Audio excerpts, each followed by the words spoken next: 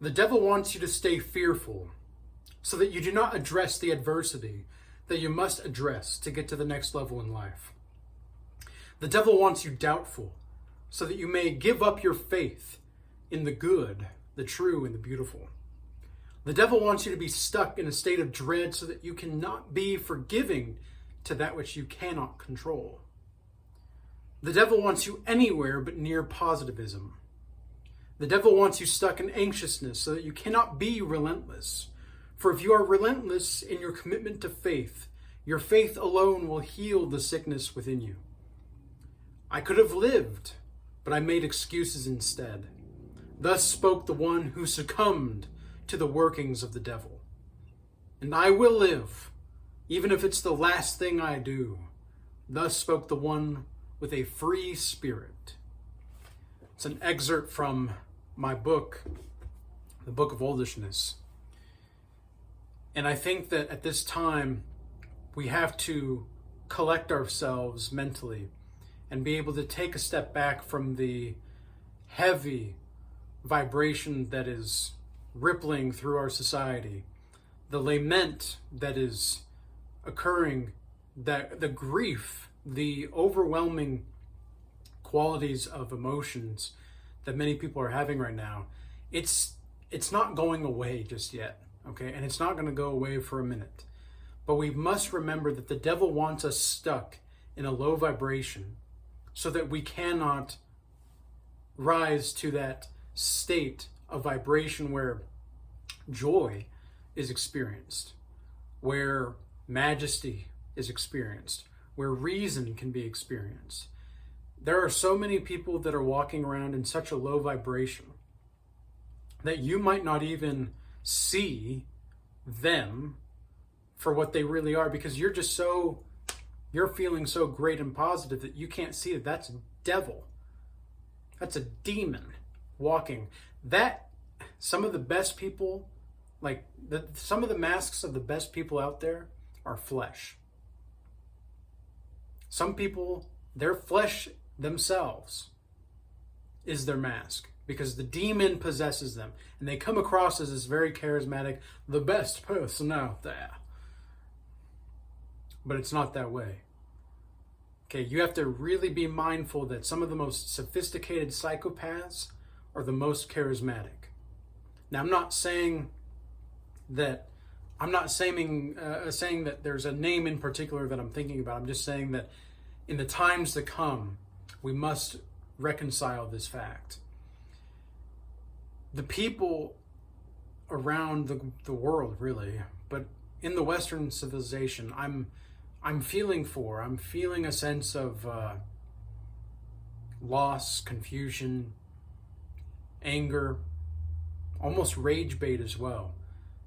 I see that there's a lot of conservative channels, and I use that in quotations because that's what they're calling themselves, that are saying that they're done. The last ounce of empathy that they had for the other whatever that means, because it's not really the left anymore. It's never really been the left versus right. That's all been political theater anyway, but it's always been God's people versus everybody else. It's always been that way. It's just being more pronounced now.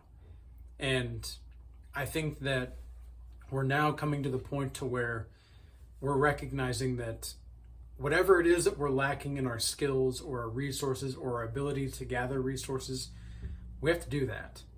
Okay, I'm not calling for war. I'm not calling for violence. I find it reprehensible. However, we simply must be ready for it. We simply must be ready. If you're not war ready right now for people that want to kill you, if you disagree with their false worldview, if you're not prepared for war right now, you best be prepared. You best start to get to the gym if you're not in the gym. You best start to get nutrition flowing through your veins if it's not already. You've got to get prepared physically first. This is something that Many people just don't even get the basics. So many people are so wrapped up in their warped worldview. Now, look, I don't have all the answers. I really don't. Because I don't know how to deal with this civilly. I don't know how to have a civil discourse with someone or with a group of people that want to kill me or anybody else that disagrees with their worldview. How do you reason with someone like that? You can't. But I'm sure as hell not going to just stick around waiting for something to happen. That's something I just cannot do anymore. People need to have consequences for their actions. And I'm not saying that I'm going to be the judge, jury, and executioner of anybody at all, but there needs to be consequences here. There needs to be things that happen. We can't just keep letting these people get away with it. We can't keep calling it a mental illness. It's not a mental illness anymore. It's spiritual disease. It's spiritual evil. Evil itself is like a contagion. And you know, you who have eyes to see and ears to hear, you know that demons, they don't care about whether or not they are with each other or not. They will turn on their own people. They will. They will turn on themselves because they're evil. Have you seen like the way that these technocrats and these government leaders from around the world behave around one another? They don't trust they don't trust each other at all. And look, I understand why, but they're always waiting for someone to shoot the first bullet. Well, guess what? The first bullet's been shot. That bullet the other day, it was not just aimed for Charlie Kirk. It was not. It was aimed for everything that he stood for. It was aimed for everything that he stands by. And it's a symbol. It's a symbol of, if we can't take your heart, then we're going to strike your throat. We're going to silence you. This is where we're at. There's no civil discourse that can be had with some of these people. The people that are celebrating. And look, I had to stop watching some of these celebrations because it was really like rage bait corn. Because I was like, these people are sick. I had no clue. Like, I had just heard about earlier today and last night about how people have made t-shirts of Charlie Kirk's death. And that is just beyond despicable to me. I don't like I lack the vocabulary to even express my disgust toward that kind of behavior. And I'm so disappointed and I'm so heartbroken for the world. Not necessarily because of who's died and who hasn't. It's, of course, I don't wish death upon anybody, but it's more about how we're just so far removed from God. Guys, we're just so far gone removed from God. And I'm not a doomer by any sense. I love life. I love life. I love to be joyful. I love to just be. You know, I love to play. I love to play the game of life. But in life, just as like any kind of sport or whatnot, you're going to have cheaters. And there's going to be people that want to cheat. You think for a second that if you need a referee in like an NBA game, for example, right? You don't think that we need like referees in the government? I mean, we don't need referees like in other industries or institutions. You don't think that? You don't think people are willing to cheat to get to where they are? you're very mistaken if you think that that's not the case. And it's very tempting. It's very tempting to cheat in the game of life. I could have cheated in the game of life a lot of times over the past couple years. I really could have. I could have cheated not just with women, because I used to be so invisible to women up until like 5-6 years ago. And now it's just a complete opposite. It's like night and day difference. I never knew I could be attractive to women in the way that I'm attracted now to them. I didn't know that was possible even 6 years ago. I had no clue. And all it is, and it's not because I'm the most handsome guy in the world or I'm the most attractive guy in the world. No, it's just my presence. It's just my masculine presence. How I look, yeah, it matters, but it doesn't really matter. It doesn't really matter. But it's time to be on the warpath. It's time to be on the warpath.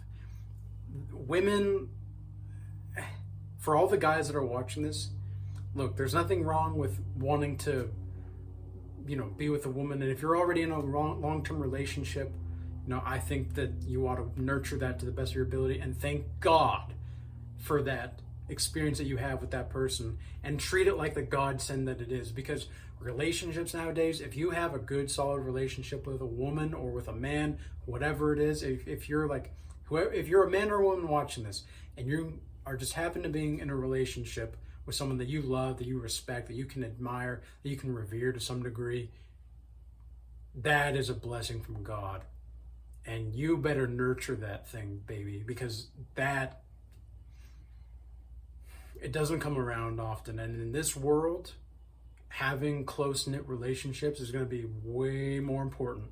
Because if things do progressively get worse, which I'm not a doomer.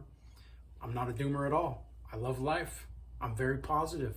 Every single day, I write down for the last few weeks, and I'm going to continue this for the rest of my life. I write down everything that is good that happened that day. Everything. At the end of the day, in my journal, that's what I'll be writing down.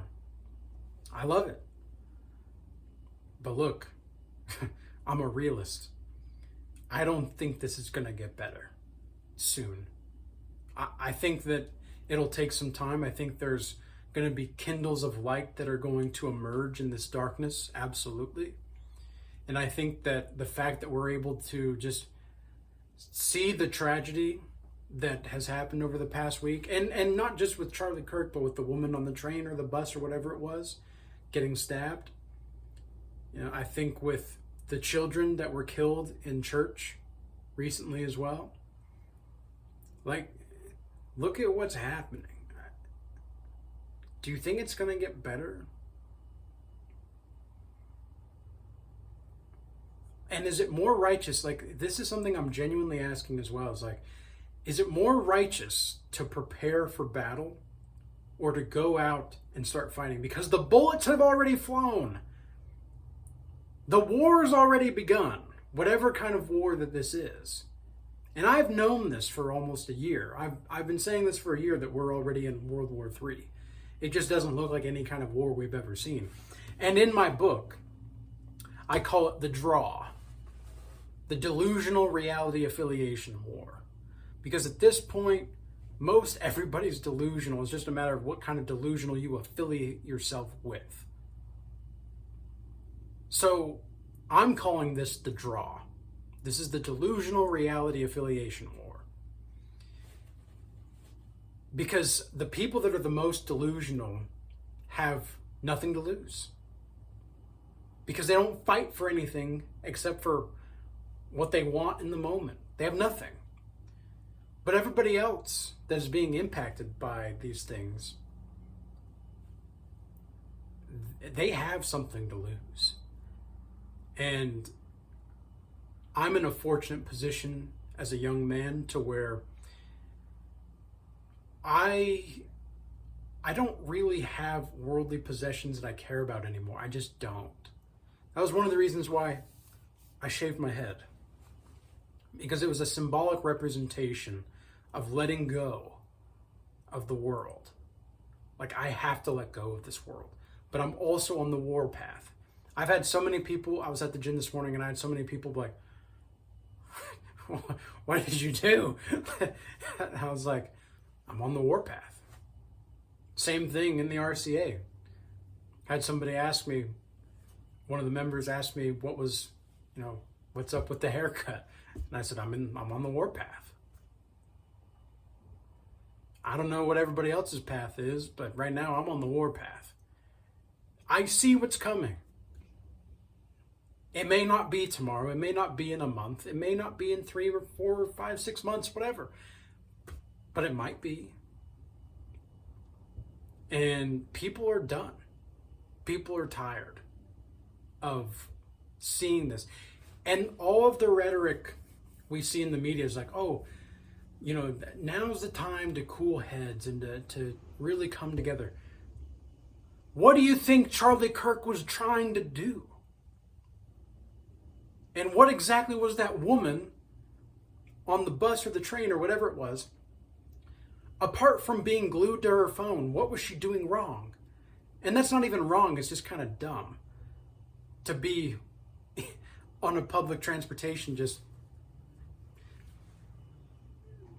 glued to your screen, not having any semblance of understanding your surroundings. It still doesn't give anybody the right to frickin' kill the woman, to literally slash her throat open, watch her bleed to death on the ground, nobody coming to help her, nobody coming to... What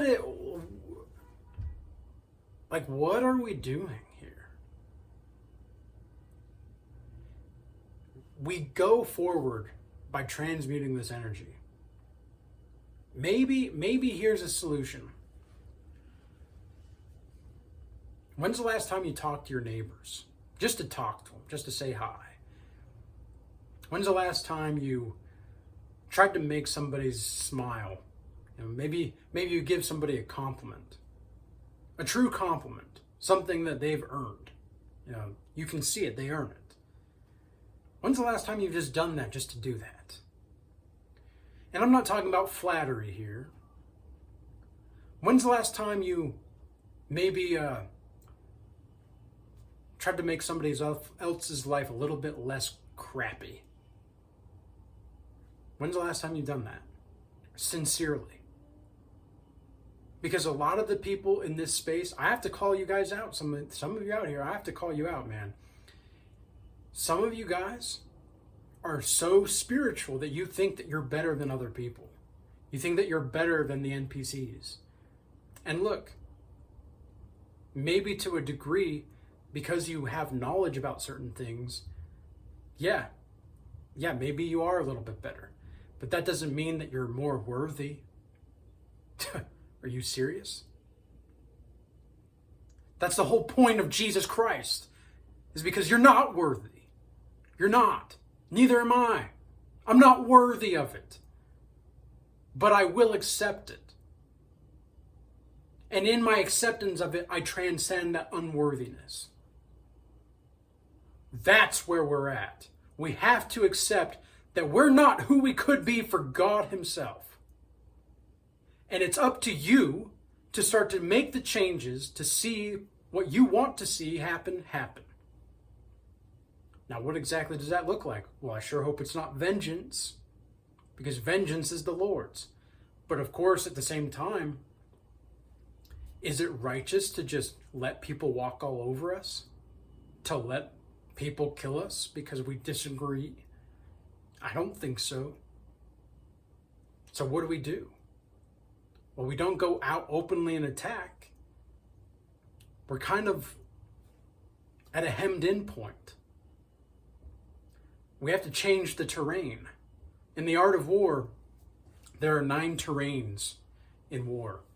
And what I think that we're in, based off of my own analysis, and then I even consulted with ChatGPT about it. I said, look, based on the 9 situations of the art of war, and considering the fact that we're in a situation where if we disagree with the people that are, in this case, our enemies, opponents, let's say opponents, how did I phrase it exactly? I can't remember exactly how I phrased it. I said, well, anyway, what I said was, based on the 9 situations and the 9 terrains in the art of war, here's the situation. Where are we at in this terrain? Like, based on this situation, what kind of terrain are we in? Because the situation that we're in is we can't disagree with someone that wants us dead if we're going to disagree with them. But if we agree with them, then we're living a lie. So what do we do? Because I don't want to live a lie. Do you want to live a lie? I don't think so. So what do we do here? How do we move here? And ChatGPT says, well, based on this information and all that, you're in the almost desperate terrain / hemmed in terrain as well, which basically means it's about survival, and it's about fighting for our lives at the point that we need to most. Because you can't reason with evil, ladies and gentlemen. You cannot reason with it. But this does not mean that you need to lower your vibration. It does not mean that you need to lower yourself. Feel it, yes. Feel the heaviness. It's okay. But don't let it consume you. Don't let it consume you. And I see that it is my obligation to lead appropriately. I think a lot of true colors of people are really coming out right now. And it's really something to behold. But with all that being said, I hope that this message was useful and insightful for you. If you want to join the Regal Change Academy, where we're preparing at all times now. We are very much immersed in the spiritual war. We're on the front lines, and we've had people that, some of them, like most of the people that join get it. Most of the people get it.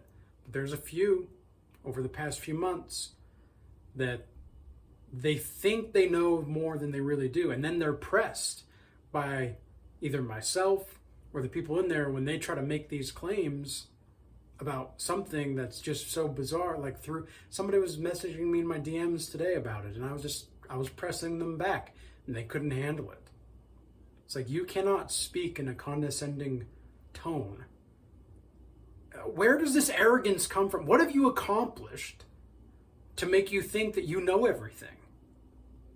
Where is this arrogance come from? Where's your humility with God? It's insane. Some of these people out here think that they are so spiritual. I'm just so spiritual, bro. And Christ is my Lord. Christ is my King. That's like it's like a platitude. It's an empty platitude for many people now. Christ is King. Christ is King. Yeah, of course Christ is King. But do you know what that means? Like, do you know what that means when you say that? I don't think you do. I don't think you do here. I'm just at a loss. I'm just at a loss for... I feel for my people. I just feel for my society. I feel for the world. I feel for the families. I fear for the ones... I don't really fear, I suppose. I feel just this deep sense of melancholy for the people that think they get it and they just don't.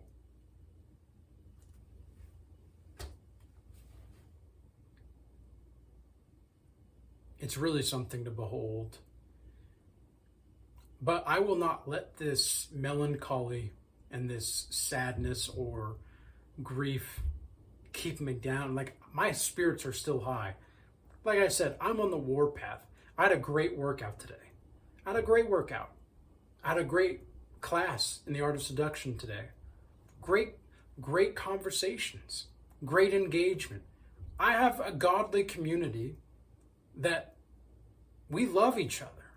We share the love of God. We share the fear of God, more importantly. We have each other's backs. Yeah, there's going to be a few people that don't get it, and they're going to try to be, creating chaos with black magic and such. But like, that's part of the battle, man. It's part of the spiritual war, and people's true colors now more than ever are being revealed. So I'm just very grateful for what I do have, though. I'm very grateful. I'm very grateful that I can let go of things, that I can move onward and upward. I'm grateful that I've been able to achieve what I've been able to achieve. And even though I'm not even close to done, like, I've done something. Like, I've made an impact to some degree. And I don't want to stop, but I can live with that. I can live with that. I know that I'm doing my best each and every day. And sometimes, it sucks because you're feeling like you're giving 110% to your people, and you're not even moving, like, to yourself and to your people and to God. And you're like not even moving, because that's a grind, man. That's a grind. But then there are moments where there's this beautiful expansion that happens. And that's what's important here. That's what we need to live for. That's what we need to look forward to. Is like, even when you're feeling like you give 110% and you're just getting nowhere, you have to trust the process and just stay true to the sheer commitment that it takes to do this. Because life is no joke. I don't think we need to take it too seriously, but take it sincerely. Take it sincerely. And be grateful for the people that you do have in your life that are in your corner. Or if you're completely alone, thank God for God. Thank God for God. Thank God for his beautiful creation. Thank God for clean food, for clean water. Thank you, God, for a toilet. Thank you, God, for a shower. Thank you, God, for my guitar. Thank you, God, for a country that I love. Thank you, God, for my countrymen, my neighbors. Thank you, God, for technology. Thank you, God, for music. Thank you, God. Thank you, God. Thank you, God. Peace. Until next time.